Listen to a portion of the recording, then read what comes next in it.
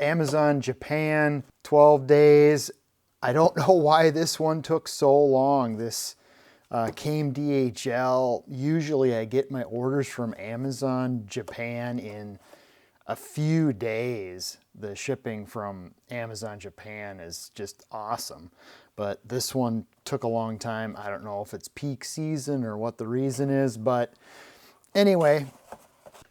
Okay, so these are the Amazon Japan items that I recently got. This will probably be the last Amazon Japan tool haul of the year. In fact, I know it will be. I have some other items I'm looking at Amazon Japan, but this is what I've got so far. The one item that's not in here is the Kai kitchen knife. My wife is using this knife. This is the Seki Mago Roku. Hope I'm saying that right.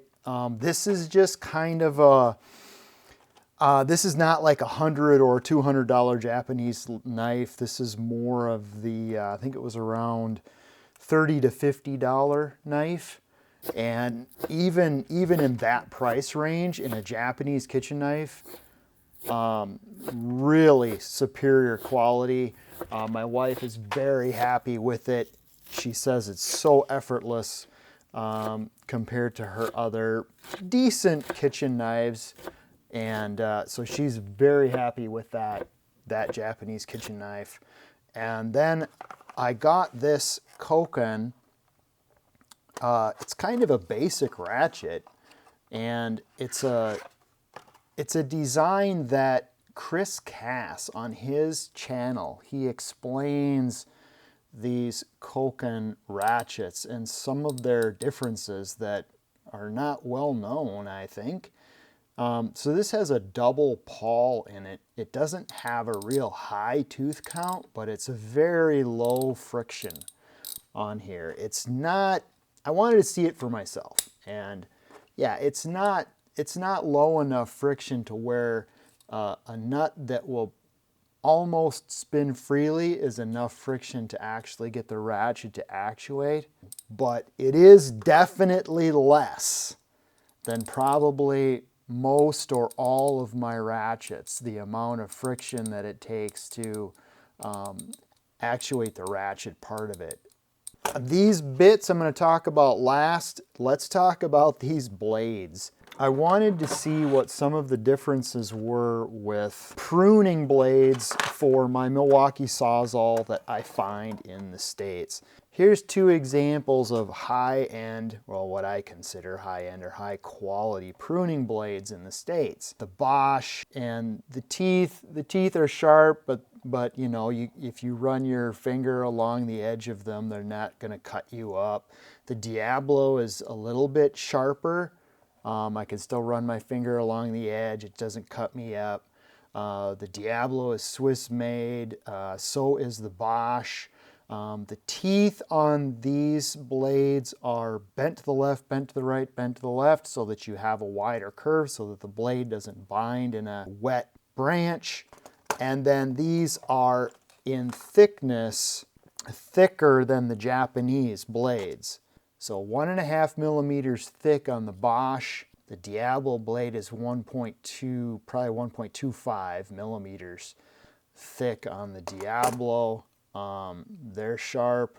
These are good blades.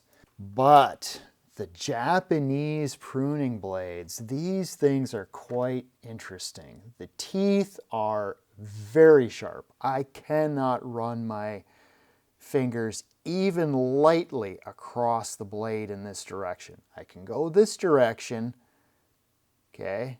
I can go this direction because it's cut like a Japanese pull saw. And the teeth are not bent to the left and to the right and to the left, okay?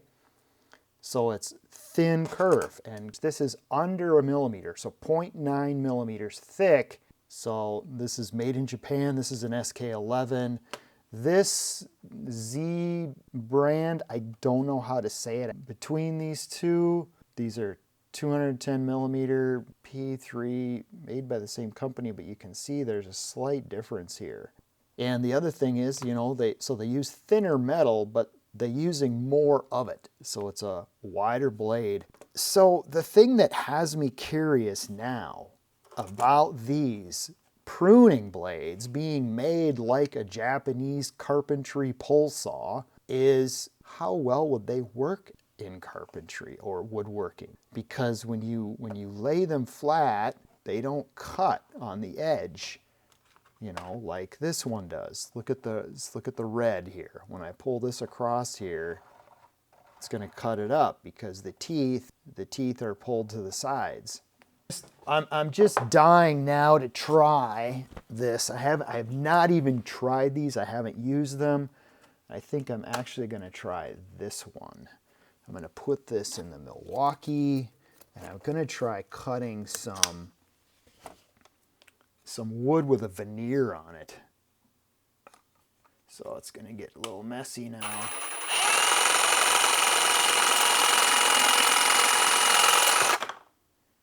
I want to see how, I mean, look at the edge on that, okay? I mean, what in the world? Okay, let me stop the camera, let me zoom in, let's do that again. All right, so I think I've got everything kind of focused in. You know, I've got some plywood that's got a thin veneer on both sides. This is basically a Japanese pole saw is what this is. Okay, let's see if I can just do that with, it's just kind of clumsy trying to do it for the camera angle. Working with shop tools and being concerned about camera angles can present certain safety hazards. So let me focus on this. Okay.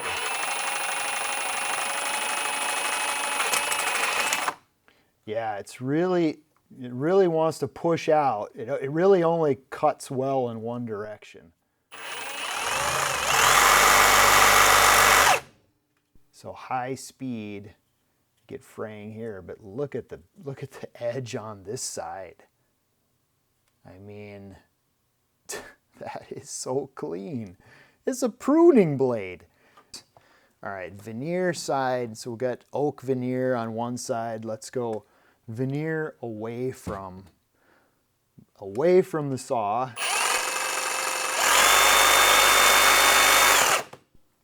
Okay. Man, that is a razor sharp edge on thin veneer.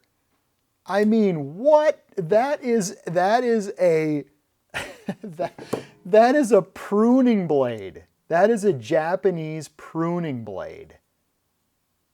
These things are awesome.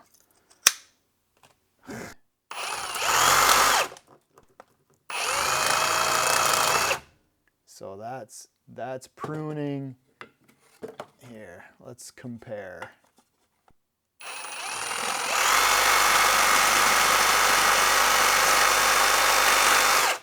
Oh yeah, see, that's pretty good. It's pretty good. It's nowhere near as good as the, you know, it's nowhere near as good as the Japanese saw did. This is the Japanese side, and this is the pruning blade side. Okay, for comparison's sake, I better put the Japanese pruning blade in here and actually cut some wet wood with it, because